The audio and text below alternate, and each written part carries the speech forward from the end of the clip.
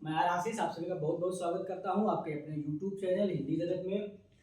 साथियों, पिछली कार्यशाला हमारी जो थी वाच्य पर, क्रिया पर थी, और आज की जो कार्यशाला होगी हमारी वो है साथियों काल।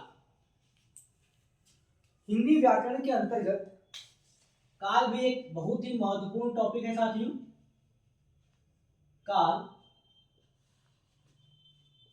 साथियों, इसका संबंध जो होता है वो क्रिया के समय या कह लिया जाए अवधि की बात करता है। क्रिया की अवधि की बात करता है। कोई क्रिया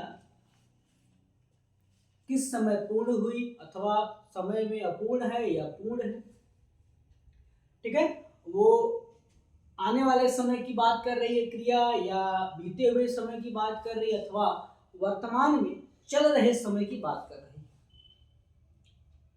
तो साथियों, या हम कह सकते हैं, अगर हम इसकी परिभाषा की बात करें तो कहेंगे क्रिया के कार्य व्यापार की पूर्णता या अपूर्णता को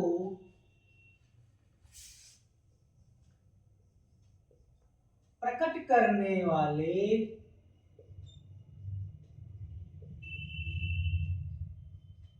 तत्व काल कहलाते हैं।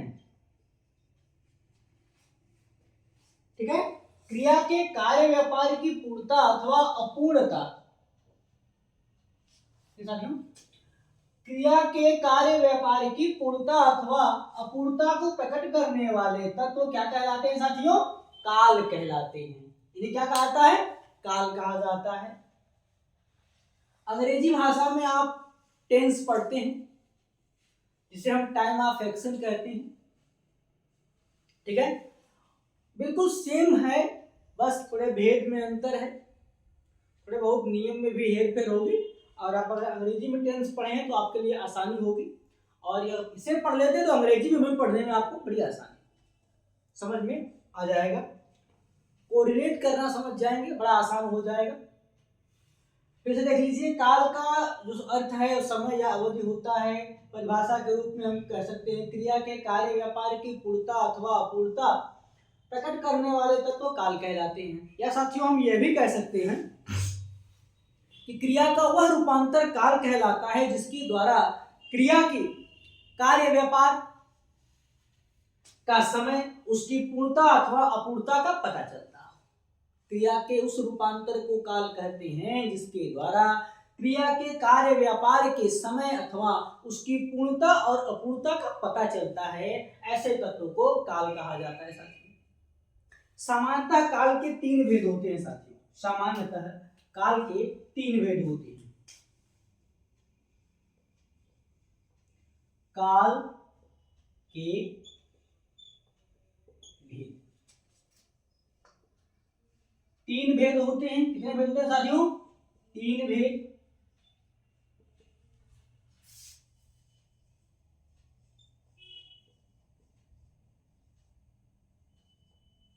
भविष्यत काल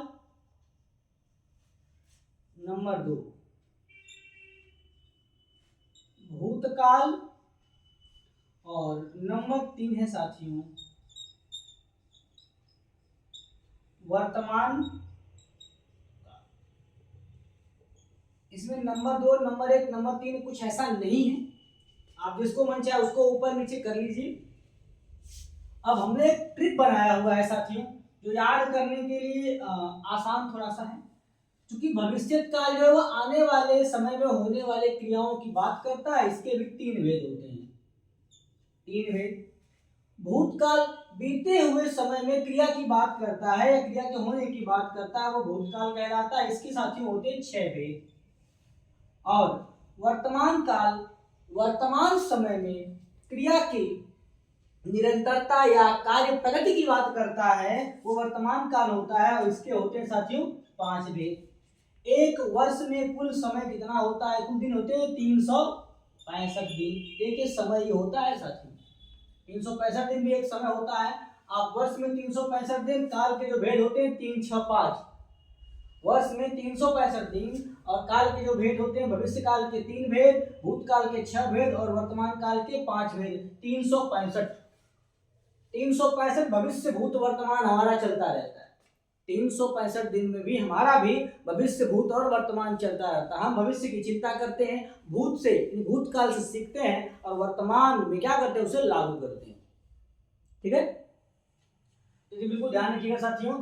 काल के 3 भेद होते हैं, भविष्य काल, भूतकाल, वर्तमान काल। इसमें भविष्य काल के भी 3 भेद हैं, भूतकाल के 6 भेद हैं और वर्तमान काल के 5 भेद होते हैं। तो 3, 6, 5 365 और वर्ष में भी लगभग 365 दिन होते हैं। 365 से 1/4 की बात की जाती है, तो 365 दिन हम मान लेते हैं।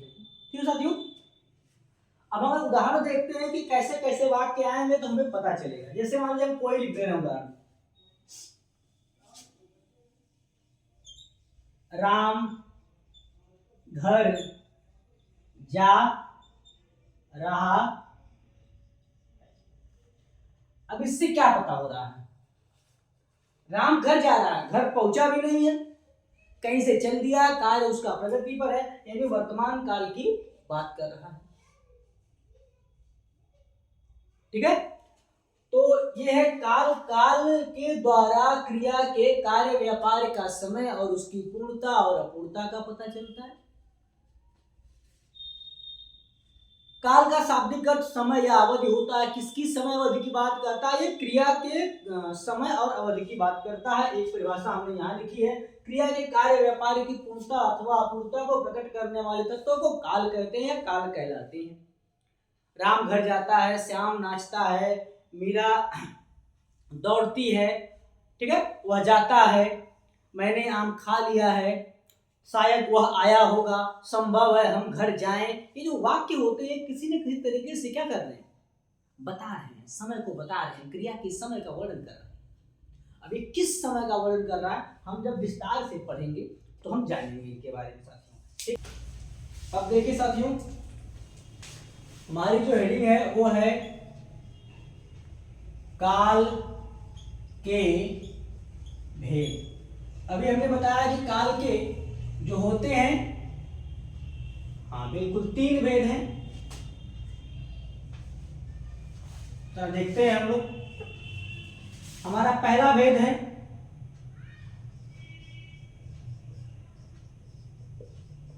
भविष्यत काल, दूसरा है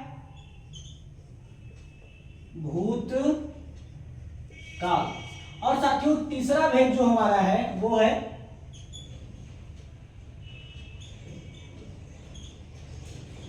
वर्तमान काल।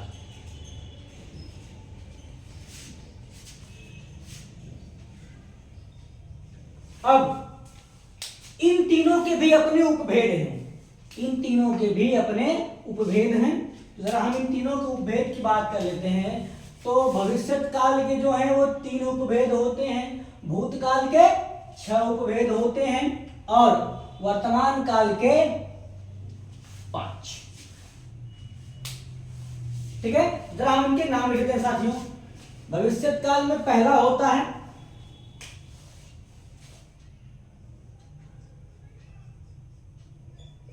सामान्य भविष्यत काल, दूसरा होता है संभाव्य भविष्यत काल और तीसरा होता है हेतु मध्य भविष्यत काल। ये रहा साथियों पहला, दूसरा और ये रहा तीसरा। ऐसे ही भूतकाल में 6 होते हैं, 1 2 3 4 5 6। नाम देखते हैं। पहला है सामान्य भूतकाल। दूसरा है आसन्न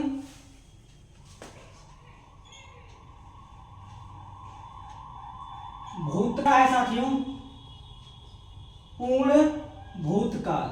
चौथा है अपूर्ण भूतकाल। पांचवा है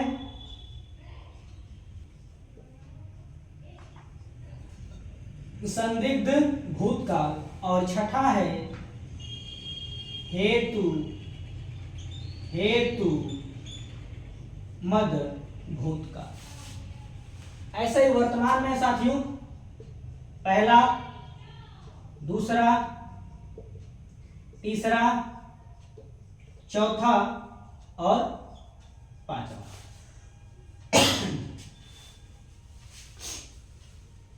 पहला है सामान्य वर्तमान काल। दूसरा है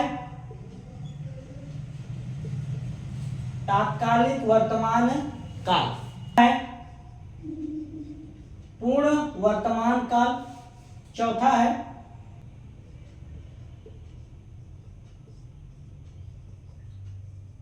संदिग्ध वर्तमान काल और पांचवा है साथियों संभाव्य वर्तमान काल।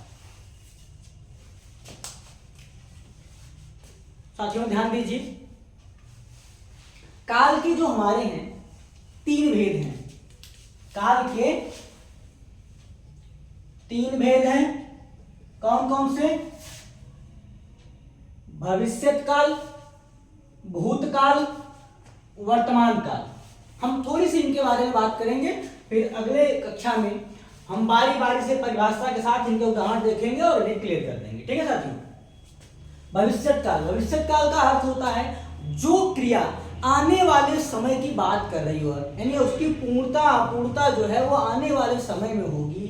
ऐसी क्रिया का जो समय होता है वो भविष्यत काल की क्रिया कहलाती है साथियों। इसके तीन भेद होते हैं। पहला है सामान्य भविष्यत काल, दूसरा है संभाव्य भविष्यत काल और तीसरा है हेतुमद भविष्यत काल। तो दूसरा हमारा काल का भेद है, उसका नाम है भूतकाल, जिसके 6 भेद होते हैं साथियों।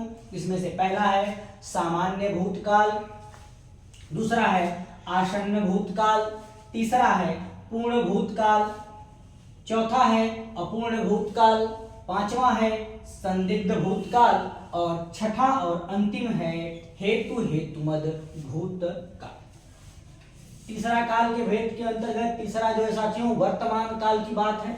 वर्तमान काल के 5 भेद बताए गए हैं। सामान्य वर्तमान काल, तात्कालिक वर्तमान काल, पूर्ण वर्तमान काल, संदिग्ध वर्तमान काल और अंतिम है संभाव्य वर्तमान काल।